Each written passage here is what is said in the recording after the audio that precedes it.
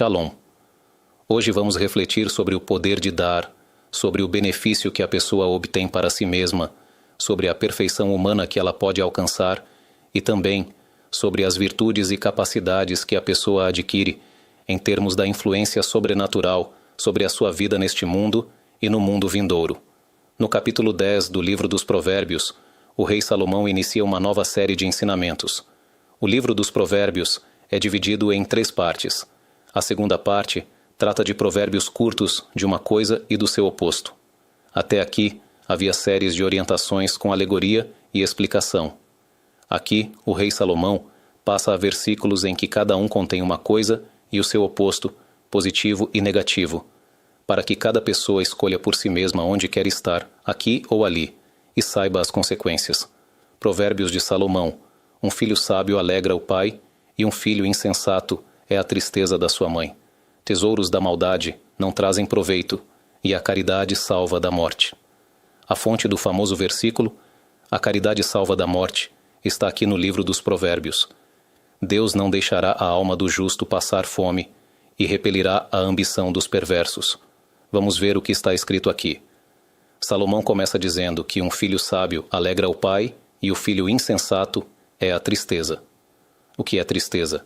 É sofrimento, a dor da mãe.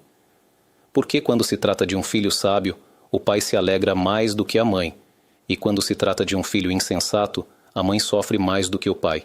É isso que o versículo diz. Um filho sábio alegra o pai, e um filho insensato é a tristeza da sua mãe. De acordo com o sentido simples, cada versículo tem uma alegoria e uma explicação. Já vimos no início do livro que a particularidade dos provérbios de Salomão é que a alegoria é verdadeira por si mesma.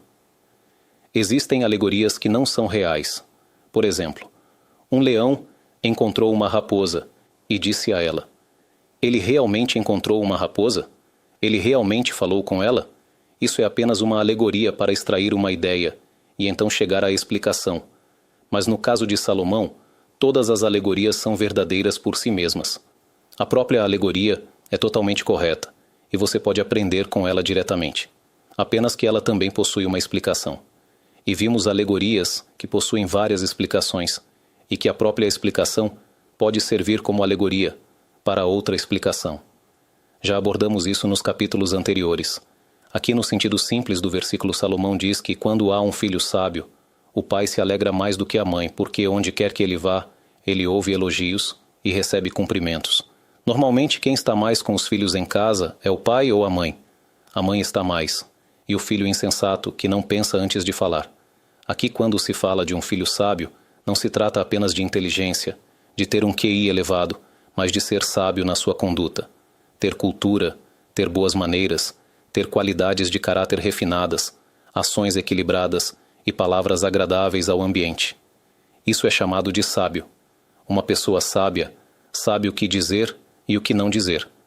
Quantas pessoas sofreram na vida apenas por não terem controle sobre a boca? Não é à toa que o rei Salomão disse que a morte e a vida estão no poder da língua.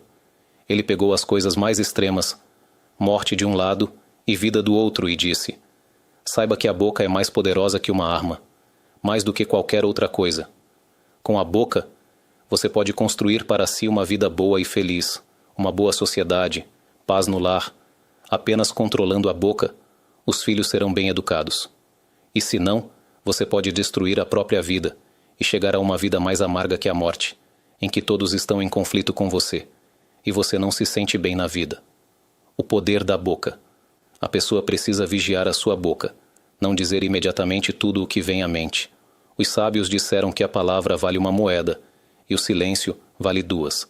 Às vezes você sente que ao falar está contribuindo com algo. É melhor ficar em silêncio e ganhar o dobro em muitas situações. Há também um versículo que o Talmud ensina sobre o que está escrito nos Salmos. A arte da pessoa neste mundo é se tornar mudo, mesmo quando há o que dizer. Isso também se aplica a coisas boas. Também nessas situações, você deve se fazer como alguém que não fala. O versículo continua: fale o que é justo. Coisas que são corretas, boas, úteis, que fazem bem ao coração das pessoas, dar conselhos, orientar, educar os filhos, criar um bom ambiente, palavras boas, palavras de ensinamento, fale.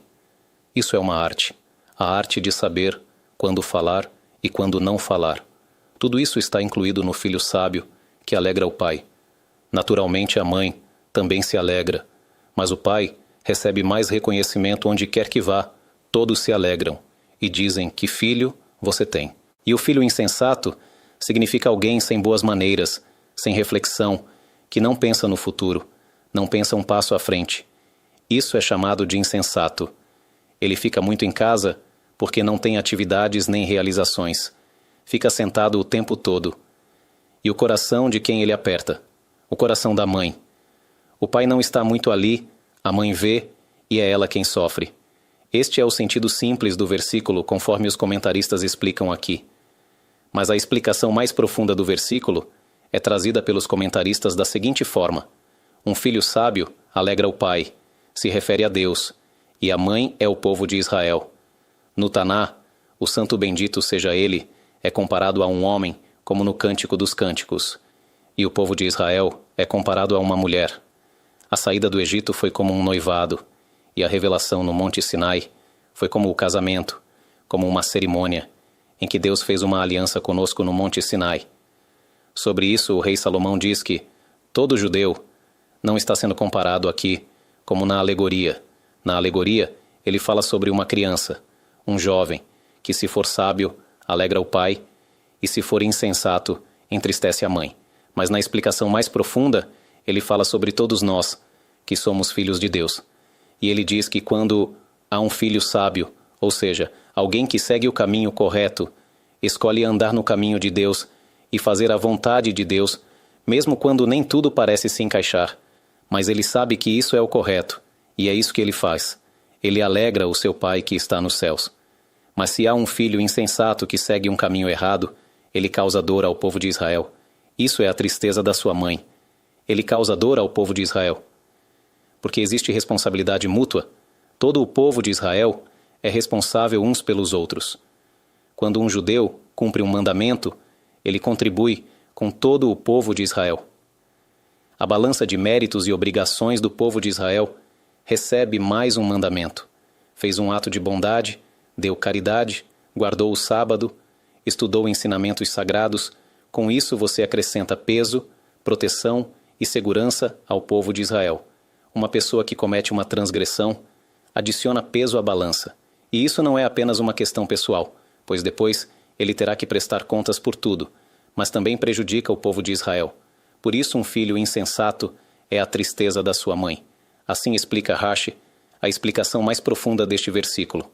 Tesouros da maldade não trazem proveito, e a caridade salva da morte. Assim como no primeiro versículo, há um lado positivo. Um filho sábio alegra o pai, e um filho insensato é a tristeza da sua mãe, que é o lado negativo. Assim também ocorre em todos os versículos seguintes. Tesouros da maldade se refere a uma pessoa que acumula muito dinheiro, mas de onde veio esse dinheiro? De fraudes, de maldade. Enganou pessoas nos negócios, pegou dinheiro que não lhe pertence. O versículo diz: tesouros da maldade não trazem proveito. Por que você quer ser rico? Porque quer que isso lhe faça bem, para que possa usar o dinheiro e aproveitar a vida. Saiba que no final das contas, dinheiro que não vem com honestidade não beneficia a pessoa. Em algum momento ela o perde, e a caridade salva da morte. Por outro lado, quando uma pessoa tem dinheiro limpo, que é seu. Eu trabalhei por isso, me esforcei porque eu deveria dar aos outros. Eu quero aproveitar, é um dinheiro puro e sagrado.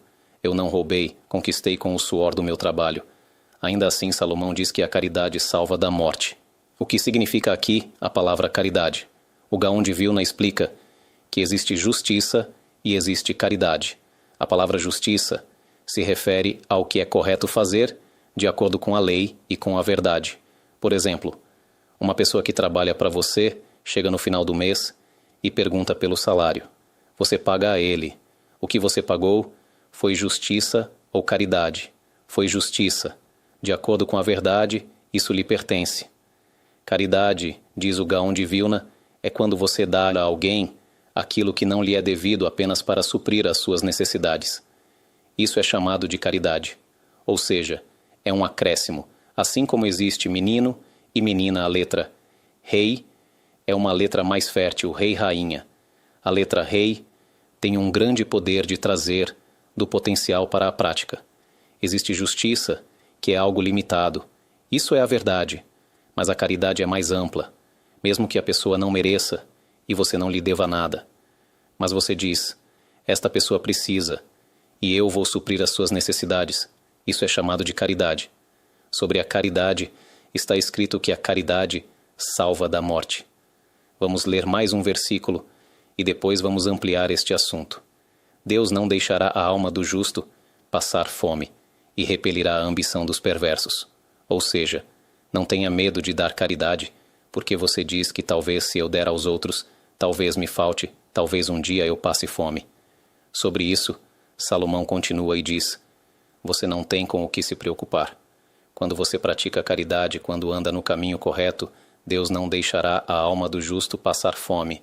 Ele não vai deixar você com fome. Quem acredita no Criador do mundo sabe que tudo está sob providência. Portanto, não é possível que por fazer o bem você sofra. O que acontece quando a pessoa diz, escute, eu dei caridade e de repente perdi dinheiro. A resposta é, sem a caridade, você teria que perder 1 milhão. Por mérito da caridade, você perdeu apenas metade. Mas não existe situação em que a pessoa perca por fazer o bem. Houve 2 casos que me perguntaram. Uma vez, uma moça perguntou e outra vez, um rapaz que voltou de um seminário. Eles ligaram para perguntar sobre algo que realmente os incomodava. Eles fizeram uma grande boa ação naquele dia, cada um com a sua história. Ela deu caridade, ele trouxe amigos para uma aula e depois disso houve um acidente de carro. Há alguns anos de diferença entre uma história e outra, mas em ambos os casos, a pergunta foi, como é possível que depois de eu ter feito uma ação tão boa, o carro tenha sido totalmente destruído? É verdade que eu saí vivo, e todos dizem que é um grande milagre, como alguém pode sair vivo de um carro completamente destruído. Mas por que depois da ação que eu fiz, o carro foi destruído? Qual é a resposta? Sem a caridade, sem o mandamento, talvez não apenas o carro teria sido destruído, mas alguém ali também teria se ferido gravemente. Mas por mérito da caridade, apenas o dinheiro foi perdido. A caridade foi a expiação que veio para reparar. E você, graças a Deus, como está escrito lá, o laço se rompeu e nós escapamos. A pessoa pode ser salva por meio das boas ações que pratica. Portanto, aqui o rei Salomão diz que quando você dá caridade que salva da morte, não há motivo para se preocupar que você vá perder por causa disso. Deus não deixará a alma do justo passar fome.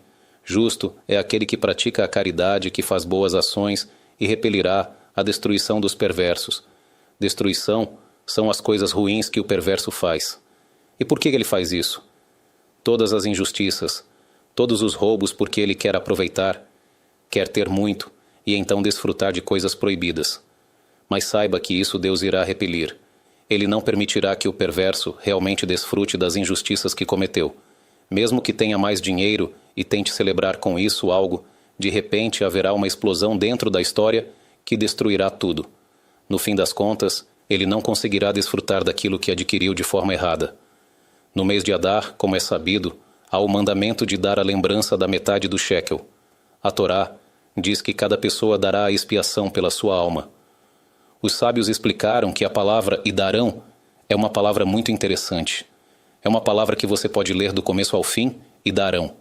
Agora leia do fim para o começo que palavra você obtém também, idarão.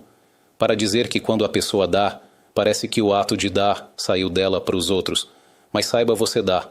E isso também retorna a você, você recebe depois muitas vezes mais. Em breve veremos como isso se manifesta. Também a palavra metade, o rei Salomão diz aqui, e a caridade salva da morte a palavra metade da metade, do shekel que está escrita na Torá, quando o templo sagrado existia. Todo mês de Adar, cada pessoa trazia metade de um shekel. No projeto de peneiramento da terra do Monte do Templo, o público sabe que o Waqf destruiu muito ali no Monte do Templo. Houve uma destruição terrível de antiguidades e foram retiradas cerca de 400 caminhonetes de entulho para fora do Monte do Templo e despejadas ao lado. E há algumas pessoas boas professores, que trouxeram caminhões, recolheram tudo, levaram tudo para o Monte Scopus e estão peneirando toda a terra. E encontraram ali moedas da metade do shekel, do pátio do templo, do período do segundo templo. É possível ver isso no Museu de Israel, moedas da metade do shekel. Assim como hoje existe meio shekel porque antes havia a lira, e agora ao shekel havia uma moeda de 1 shekel, e essa era a medida da metade do shekel. Ali levavam isso ao templo. Hoje isso é dado a estudiosos da Torá, a centros de estudo, a escolas religiosas, a sinagogas, a obras de caridade. Isso é a lembrança da metade do shekel.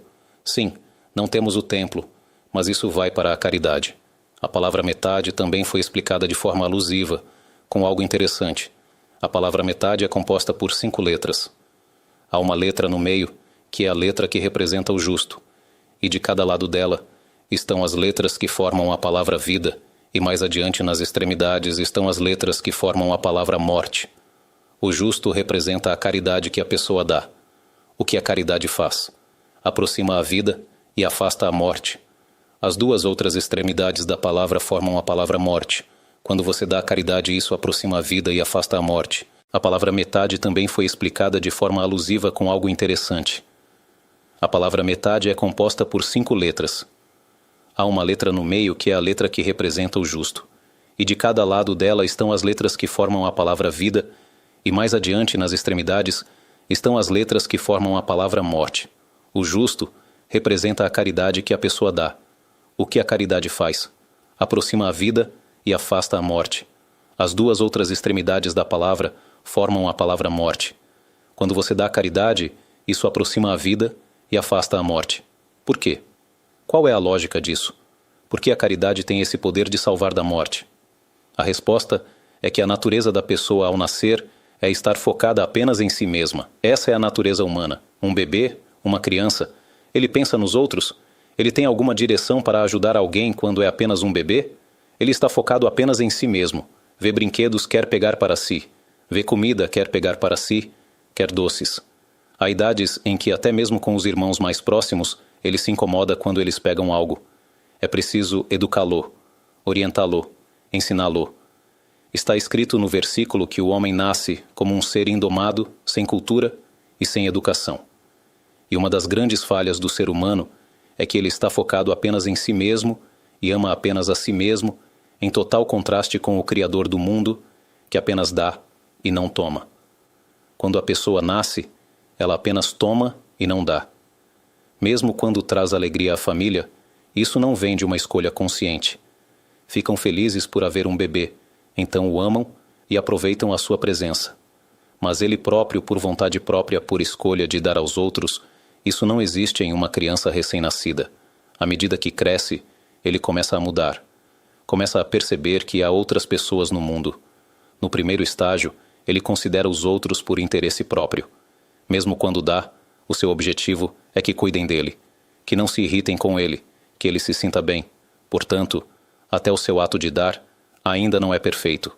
Quando a pessoa alcança a sua verdadeira perfeição, em termos de formação de caráter, e se torna um ser humano refinado. Quando ela se torna semelhante ao Santo Bendito, seja ele cuja essência é dar. Quando a pessoa chega ao ponto de dizer, eu quero que os outros estejam bem. Eu vivo no mundo para que todos estejam bem. Isso não significa que ela deva permitir que os outros a pisem, a explorem ou a humilhem. Esse não é o ensinamento da Torá. Mas por escolha própria eu quero dar, quero ajudar, quero fazer o bem aos outros, assim a pessoa se eleva para alcançar a sua perfeição. Quando ela chega a esse nível de olhar positivo e quer que os outros estejam bem, ela recebe, como explicam os sábios da Cabala, sistemas de proteção sobrenaturais. Não apenas que a caridade salva da morte, que é o anjo da morte, mas mesmo quando chega o seu dia, pois o que significa salvar da morte significa que havia um decreto sobre ela. Cada pessoa antes de vir ao mundo é determinado em que idade irá morrer. Para cada pessoa, antes de vir ao mundo, é determinado quanto tempo viverá no mundo. A caridade que ela dá pode fazer com que, mesmo que tenha sido decretado que morreria em certa idade, ela receba mais anos para viver, e nem saiba que isso está ligado àquela caridade que deu aos outros. Também em termos de proteção, os cabalistas explicam que o olhar emite uma espécie de radiação. O olhar pode transmitir um olhar bom e pode transmitir um olhar negativo. Por exemplo, está escrito no Talmud, e isso foi estabelecido como lei, que é proibido a uma pessoa ficar observando o campo do seu amigo quando está cheio de colheita. Quando você vê um campo com muito trigo, todas as espigas erguidas e uma visão impressionante, não fique parado olhando com atenção, pois você pode prejudicar o dono do campo. Por quê? Porque o olhar emite um tipo de radiação. Ele não apenas capta ondas de luz. Antigamente sabiam que as pessoas viam, mas não sabiam como viam. Hoje sabem que há ondas de luz que o olho capta. Da mesma forma, há ondas que o olho emite, e essas ondas podem causar dano, o que pode proteger a pessoa para que nenhuma radiação possa prejudicá-la. Quando essa própria pessoa possui um olhar bom. Quando a pessoa tem um olhar bom e quer o bem dos outros, ela ama as pessoas e não está focada apenas em si mesma. Quem está focado apenas em si mesmo cria ao seu redor uma espécie de campo energético, onde tudo está fechado dentro dele. Não há proteção externa, então os outros podem prejudicá-lo porque ele está focado em si mesmo. Mas quando ele transmite o bem aos outros, eu quero que todos estejam bem. Ele está na sociedade, no trabalho, até no ônibus, andando na rua.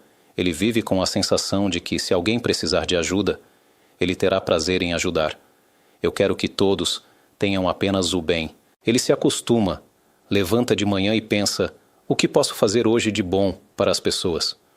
Como posso contribuir com a sociedade, com o ambiente, com a minha esposa, com o meu marido, com os meus filhos? Há pessoas que pensam que contribuir com a sociedade é apenas fora de casa. Mas no judaísmo, primeiro em casa e depois também ajude os outros. Se sua esposa precisa de ajuda, ela vem antes de todos os amigos, de todos os vizinhos, de todos os conhecidos. Você quer fazer o bem. É verdade que, lá fora, você receberá honra e reconhecimento que talvez não receba da sua esposa, e isso faz com que a pessoa sinta vontade de ajudar a todos, porque todos dizem: essa pessoa tem um coração de ouro. A esposa talvez não diga isso. Aliás, também a mulher deve aprender a dizer ao marido: você tem um coração de ouro. Dê a ele ânimo para que queira fazer isso novamente. Assim também o marido, em relação à esposa, elogiar e agradecer. Mas mesmo que não haja elogios, quando ele diz a si mesmo: eu dou, eu concedo, eu quero fazer o bem aos outros, essa pessoa cria um campo de proteção espiritual. Há sobre ela um sistema de proteção que, mesmo que haja influências negativas dos outros, isso não a afetará, porque há sobre ela uma cúpula de proteção, porque ela transmite um olhar bom. Nela há essa grande luz que irradia para fazer o bem aos outros, e isso a protege. Vamos agora refletir sobre o livro Maalot Hamidot. Ele traz aqui a sexta qualidade, que é a qualidade da caridade, e reúne a partir das palavras dos sábios diversos ensinamentos relacionados ao tema da caridade. No Talmud, no Tratado Baba Batra, está escrito que perguntaram ao rei Salomão até onde vai o poder da caridade. Ele respondeu: saiam e vejam o que explicou meu pai Davi. Espalhou, deu aos necessitados, sua justiça permanece para sempre e o seu poder se eleva com honra. O que significa que o seu poder se eleva com honra. Ele sobe e se eleva até o trono da glória. Entre os sábios da dimensão espiritual, existem níveis nos mundos superiores, mas o mandamento da caridade chega até o trono da glória. Ou seja, Deus diz: abram para ele todas as portas, todos os portões, porque essa pessoa se preocupa com os outros. Ela não está focada apenas em si mesma. Sobre isso, Salomão diz: vejam o que meu pai disse. Davi espalhou, deu aos necessitados, e sua justiça permanece para sempre. O Talmud conta que Rabi Akiva era responsável pela distribuição de caridade. Ele era o maior sábio da geração, mas coletava doações e as distribuía aos necessitados. Por ser uma pessoa importante e respeitada, todos o valorizavam, e quando ele pedia, certamente davam com boa vontade. E ele não disse agora que sou o maior da geração. Não vou me ocupar com caridade, isso não está de acordo com a minha honra. Ele ia até as pessoas, pedia doações, e elas lhe davam. Uma vez ele precisou de uma grande quantia para a caridade, e não havia dinheiro no fundo. Procurou Rabi Tarfon, que também era um dos grandes sábios da geração e muito rico. Disse a ele: tenho um investimento para você. Você investe dinheiro e depois ganha muito mais, várias vezes o que investiu. Mas para isso são necessários, por exemplo, $100.000. Rabbi Tarfon tirou $100.000 confiando nele. Entendeu que provavelmente ele iria comprar um prédio, escritórios ou algum campo que produziria uma colheita especial, porque ele disse que você investe e ganha várias vezes mais. Ele foi e não voltou. Depois de um tempo, Rabbi Tarfon o encontrou e perguntou sobre o investimento. Eu não gosto do contrato. Algo está estranho. O que você comprou? O que fez com o grande valor que lhe dei? Contam os sábios que ele abriu o livro dos Salmos e disse: Veja o que está escrito. Espalhou.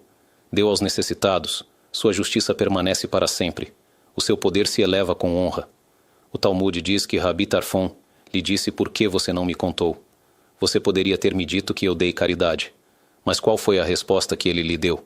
Os comentaristas explicam que, quando uma pessoa anda com um saco de sementes e há um furo no saco e sementes caem pelo caminho e depois chove, ele não espalhou essas sementes de propósito. Elas se espalharam sozinhas. Elas irão crescer. A terra, a chuva, e elas irão crescer, disse Rabi Akiva. Mesmo que você não tenha tido a intenção de dar, espalhou. O que significa espalhou? Por que não está escrito apenas deu aos necessitados? Ou seja, observe com precisão o que está escrito no versículo. Espalhou. Mesmo que tenha se espalhado sem intenção, no final, chegou aos necessitados. Uma pessoa anda na rua e algumas moedas caem.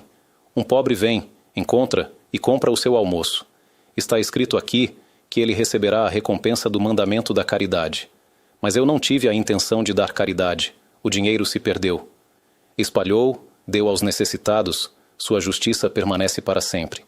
Deus guarda para você este mandamento que você realizou. Por isso ele disse que é verdade que você não sabia que isso iria para a caridade, mas saiba que a sua recompensa é como se você soubesse. Você tem uma grande recompensa por isso. Ele continua e traz que a caridade é grande, pois é comparada a uma semente, como está dito, pela manhã semeie a sua semente, e à noite não descanse a sua mão. E por que a caridade é comparada a uma semente? Assim como a semente, uma pessoa semeia uma e colhe várias centenas, assim tudo o que a pessoa dá em caridade se multiplica como essa semente. E também está escrito que Isaque semeou naquela terra e encontrou 100 vezes mais. E os sábios disseram na explicação que semear é caridade para os pobres. Quando a pessoa dá, a sensação é que tinha 100 e agora restaram 90, porque deu o dízimo. Os sábios dizem que você tinha 100, deu 10 e agora tem 200, mas eu vejo 90 no caixa. Isso é apenas aparência. Na prática, Deus irá devolver o que você deu muitas vezes mais, até 10 vezes mais. Por isso é comparado à semente. A caridade é comparada à semente. É como perguntar ao agricultor: você pega sacos de sementes e os enterra na terra, não é um desperdício? Pegue esse trigo, faça farinha, por que você o enterra na terra? O que responderá o agricultor? Eu os enterro na terra, porque de cada um receberei um caule com dezenas de grãos, como a semente que plantei. Assim também, com a caridade você sente que tirou algo como quem enterra sementes na terra, mas o que crescerá disso depois será muitas vezes mais. Ele também traz aqui que a pessoa deve sempre separar uma parte do seu dinheiro para a caridade, pois ninguém está dando nada do que é realmente seu, como Deus diz: meu é o dinheiro e meu é o ouro. E nossos sábios disseram: dê a ele daquilo que é dele, pois você e tudo o que é seu pertencem a ele. Portanto, a pessoa não deve ser mesquinha com o dinheiro que pertence a Deus e deve fazer dele caridade. Com o dinheiro de outra pessoa, você pode ser mesquinho? Não é seu. Se alguém lhe disser: pegue e distribua, você pega e distribui. E aqui, quem lhe dá também lhe diz: distribua, e eu lhe darei muitas vezes mais, para que você possa desfrutar ainda mais. No entanto, há algo que deve ser levado em consideração, que os sábios nos ensinam. Mesmo quando a pessoa dá caridade, ela deve saber como dar de forma digna, para que o outro não se sinta ferido. Às vezes, você pode dar caridade e ele desaparece, ele pegou porque precisa, mas sempre deve ser dado de forma respeitosa. Nas palavras dos nossos sábios, há uma frase interessante que vale a pena citar. É maior o consolo com palavras que a pessoa oferece ao pobre do que aquele que lhe dá caridade, pois todo aquele que dá uma pequena moeda ao pobre é abençoado com 6 bênçãos. e trazem aqui versículos. Quando você reparte o seu pão com o faminto, quando você dá um pedaço de pão ao pobre, o que você fez? Deu caridade. E depois há versículos com uma lista de 6 bênçãos que indicam que essa pessoa é abençoada. Mas aquele que o consola, que fortalece o seu espírito, a pessoa está quebrada, abatida, não sabe o que será amanhã, de que irá viver, como irá sobreviver. Quem o consola é abençoado com 11. Como está dito, ofereça a sua alma ao faminto. Ofereça significa tire de si mesmo e dê ao faminto a sua alma. Antes falou que você deu pão, agora você dá a sua alma. Como posso dar a minha alma ao pobre? Quando você fala com ele, o encoraja, o apoia, o fortalece, você é abençoado com 11 bênçãos. E então trazem aqui toda a lista de versículos pelos quais essa pessoa é abençoada. Por isso, Maimônides escreve, com base nas palavras dos sábios, que na doação ao pobre há níveis e níveis. O nível mais elevado é quando quem dá não sabe a quem deu e quem recebe não sabe de quem recebeu. O que significa isso? Uma pessoa vai até um necessitado, sabe que há alguém no bairro que mal consegue fechar o mês e diz, tome 1000 shekels para que você tenha. Ele lhe diz muito obrigado, eu realmente aprecio isso, e vai comprar comida para a família, roupas, o que precisar. Toda vez que você o vê, o que sente no coração? Eu dei a ele. E toda vez que ele o vê, o que sente no coração? Ele me deu. Você fez caridade, cumpriu, receberá recompensa por isso. Mas este mandamento não está completo. Há uma situação em que você diz ao responsável da sinagoga, eu não quero dar diretamente para que ele não se envergonhe de mim, mas sei que ele não tem dinheiro em casa. Pegue este dinheiro, dê a ele e não diga que fui eu quem deu. Isso já é melhor, porque quando ele o vê, não sente vergonha, pois não sabe que foi você que deu. Você transferiu através do responsável. Mas quando você o vê, o que sente no coração? Eu dei a ele. Portanto, ainda não é perfeito. Há a situação inversa em que quem recebe sabe de quem recebe, e quem dá não sabe a quem deu. Também não é perfeito, porque toda vez que ele o vê, sente vergonha. A perfeição é quando você dá ao responsável da caridade e diz, não me diga a quem você está dando e também não diga a ele que fui eu quem deu. Ele não precisa saber que fui eu quem deu. Essa é a perfeição da caridade. Assim, você não se coloca acima dele quando o encontra, porque não sabe que o ajudou. E ele não se envergonha de você quando o vê, porque não sabe que foi você quem ajudou. Ele recebeu do fundo de caridade através do responsável. Porque a alma da pessoa é importante para ela, não menos que o corpo, e até mais importante, como disseram os sábios. Quando você o consola com palavras e fortalece o seu espírito, isso é ainda maior do que dar caridade. Nem sempre a pessoa é influenciada pela compreensão correta. Há coisas que você se entusiasma em fazer e tem vontade de fazer, mas na prática, de acordo com a vontade de Deus, há níveis de caridade que são mais elevados do que aquilo que você está fazendo agora. Encoraje, o fortaleça, o apoie. Ele precisa de dinheiro. Ajude também, mas fortaleça o seu espírito. Os sábios disseram sobre o versículo que aquele que mostra os dentes, ou seja, que sorri um sorriso em que se veem os dentes, é um sorriso que vem do coração, não um sorriso artificial de educação. Quando os dentes aparecem, normalmente é um sorriso verdadeiro de alguém que está feliz em ver o outro. É maior aquele que sorri ao seu amigo do que aquele que lhe dá leite para beber, porque você lhe dá vitalidade, você o faz sentir que tem valor. Houve uma história contada por um judeu em Jerusalém. Uma pessoa o encontrou e disse, quero agradecer por você ter salvado a minha vida há alguns anos. Eu nunca fiz nada por você, não lhe dei nada, não o ajudei em nada, como eu salvei a sua vida.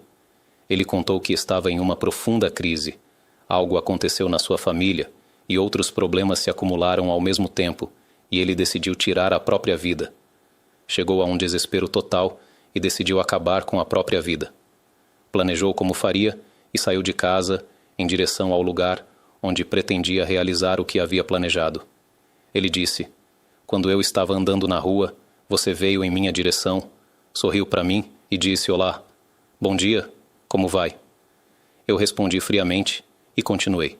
Mas depois de alguns passos, o meu sentimento mudou. Há alguém que gosta de mim. Ele não apenas me disse, olá, ele sorriu. Eu vi no sorriso, vi nos olhos, no olhar, o amor dele por mim. De repente comecei a me acalmar e voltei para casa para pensar melhor. No final, graças a Deus, as coisas se resolveram e retomei o caminho certo. Ele me disse, você salvou a minha vida. Sem o seu sorriso, sem o seu olá, sem o seu bom dia, onde eu estaria hoje? E quantas histórias assim existem, em que uma pessoa, ao encorajar outra, ao lhe dar a sensação de que se alegra com ela, a ama e a quer, devolve a vida a ela e a faz viver novamente. Assim, em tudo, quando a pessoa quer dar, deve pensar também em como dá e com qual objetivo destina a caridade. Depois desse terrível massacre que houve em Gaza e da guerra que eclodiu, a guerra, espadas de ferro, o povo de Israel se revelou em toda a sua grandeza. Quanta doação de todas as partes do mundo, uma abundância de doação, todos querendo dar e ajudando os soldados. Mas quantas vezes, quando perguntei aos que estavam doando para qual objetivo vocês estão dando, o que vocês estão fazendo, a resposta comum era para que façam churrasco, para que tenham fartura. É bonito fazer churrasco, mas é preciso pensar em outras coisas também, como você o está ajudando espiritualmente. A alimentação, o exército também lhes fornece. Você faz um churrasco, tornou mais agradável, muito bonito. Mas você lhe dá franjas rituais, dá livros que o fortaleçam, livros que o ajudem a começar a guardar o sábado, a começar a entender o que é o Criador do mundo. E hoje a sede é enorme. A sede por judaísmo é impossível descrever lá. Quantos judeus começaram a usar franjas rituais que antes não usavam? O grande despertar, os corações se abriram. E isso é algo que precisamos saber. Dê também material, mas não se esqueça de dar também espiritual. Os sábios disseram que maior é aquele que leva o outro ao erro do que aquele que o mata. Uma pessoa que faz o seu amigo pecar é pior do que quem o matou. Por quê? Porque quem o matou tirou-lhe a vida neste mundo. Mas ele chega ao mundo vindouro, onde continua a viver. Mas quem o levou ao erro, quem o fez tropeçar em uma transgressão, o levou a um lugar onde não deveria e o fez pecar, o que ele lhe tirou? Tirou-lhe o mundo vindouro, e isso é muito pior. Disso aprendemos também o oposto, que é grande aquele que faz o mérito do seu amigo. Fortalece, o convida para uma aula de ensinamentos sagrados, começar a colocar tefilim, paz no lar. E se há conflito entre duas pessoas e você dedica um pouco de tempo, senta com o marido, senta com a esposa, ambos o conhecem, você é um parente ou alguém respeitado, você senta, conversa e faz paz entre eles. Isso é algo enorme, muito grande. É mais do que dar caridade, porque muitas vezes a espiritualidade que a pessoa recebe, a alegria de viver, o remédio para a alma, a ajuda mais do que qualquer outra coisa. Vamos ver aqui mais algo interessante que aparece no Talmud. O Talmud diz, no Tratado Shabat, que há um segredo nas letras hebraicas que contém mensagens. Cada letra, o significado da palavra letra, é um sinal do poder espiritual que está contido naquela letra. As letras hebraicas não são como outros idiomas que são apenas sons. Por exemplo, o ABCD, tudo são sons. Em hebraico, cada letra tem um significado que ensina o que essa letra contém. A raiz de todas as letras do mundo é a língua hebraica. Também no som das letras mostramos, no livro O Código, uma tabela onde até sons que inicialmente não parecem ter relação, quando você verifica o desenvolvimento histórico, vê como os sons, todas as letras do ABC, são baseados na letra Aleph e também na forma. A forma das letras, ao longo das gerações, sofreu mudanças. Trouxemos uma tabela de vários idiomas, onde você vê como a origem delas. Na forma, vem da letra Aleph, porque com essas letras, o mundo foi criado na língua hebraica, as letras sagradas. A letra Aleph representa o líder do mundo, que é o Santo Bendito seja ele. Por isso, a letra Aleph, qual é o seu valor numérico? 1. E o Santo Bendito seja ele é o único que é verdadeiramente um. Há muitos uns no mundo. Por exemplo, você está em uma sala com um alto-falante grande. Isso significa que há apenas um alto-falante na sala. Mas isso é um relativo, porque em outros lugares há mais alguns. e ele próprio é composto de partes. Não é uma unidade absoluta. O Santo Bendito seja ele, é o único que não tem outro como ele, em nenhum lugar, e que não é composto de partes. Portanto, a verdadeira unidade, o Aleph, é o Santo Bendito seja ele. Isso é o que o Aleph representa, ou seja, a letra Aleph representa Deus.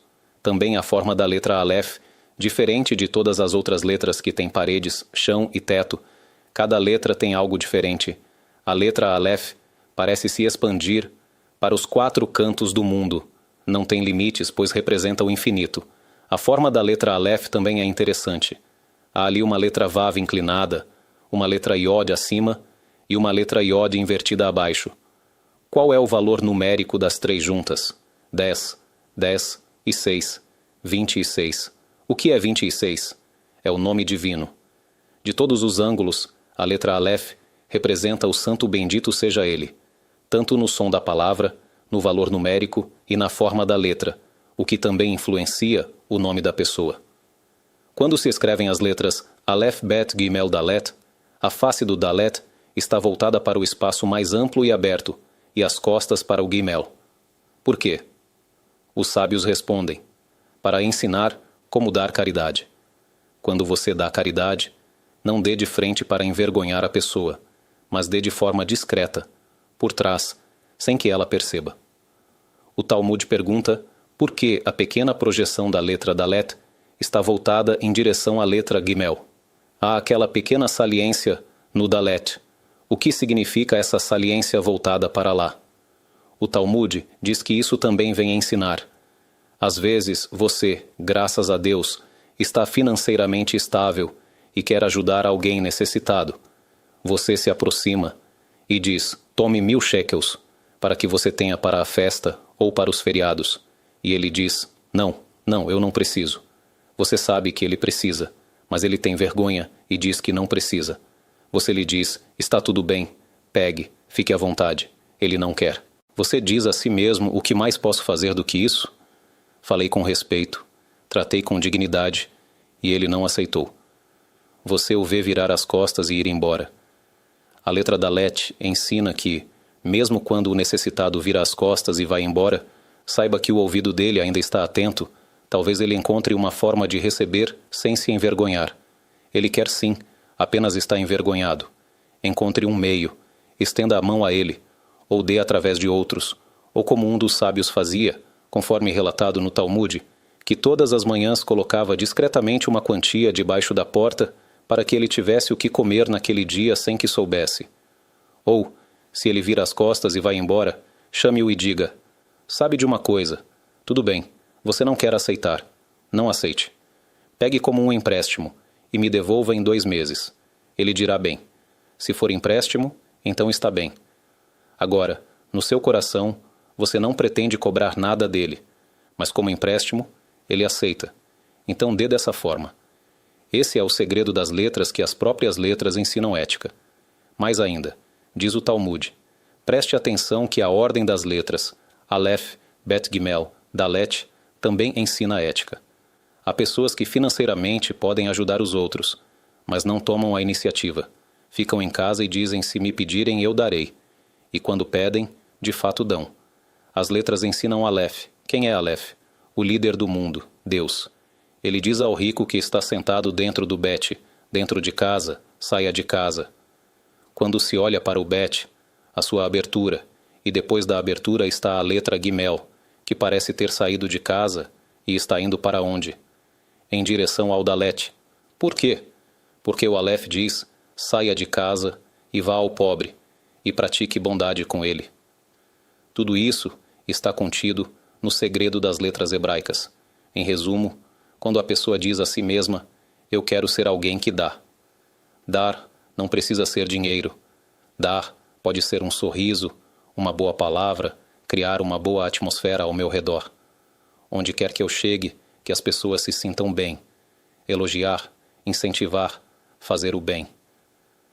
Você se levanta pela manhã e diz: o que posso fazer hoje de bom pelos outros?